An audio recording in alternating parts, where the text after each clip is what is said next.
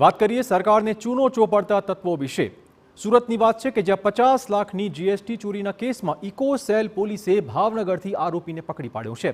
આરોપી ખાનગી બેંકમાં સેલ્સ એક્ઝિક્યુટિવ તરીકે નોકરી કરે છે। તપાસમાં ખુલાસો થયો કે સત્તાનો દુરુપયોગ કરીને આરોપીએ જીએસટીની ચોરીને અંજામ આપ્યો હતો। આરોપીએ જીએસટીના પેપર બનાવી રૂપિયા 50 લાખની ઉચાપત કરી હતી તો સેલ્સ એક્ઝિક્યુટિવે આરોપીએ ફરિયાદીના જીએસટી પોર્ટલમાં પણ ચેડા કર્યાની વિગતો સામે આવી છે।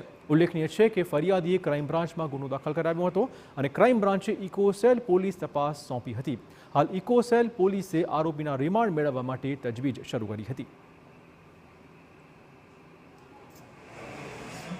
એકાઉન્ટ હોલ્ડરોને વીમો ઉતારવો છે એવું ખોટી રીતનું માર્ગદર્શન આપી અને અભણ વ્યક્તિઓના આવા બોગસ એકાઉન્ટો ખોલ્યા અને એકાઉન્ટોની અંદર અન્ય ત્રાહિત વ્યક્તિઓના મોબાઈલ નંબરો એડ કરવામાં આવ્યા અને જે બેંકની પાસબુક, ચેકબુક, એટીએમ બુક આ બધી વસ્તુઓ અન્ય વ્યક્તિઓને આપવામાં આવેલ છે, જે બાબતે આ ઈસમની ધરપકડ કરવામાં આવેલ છે અને એમના રિમાન્ડ મેળવવાની તજવીજ કરવામાં આવેલ છે।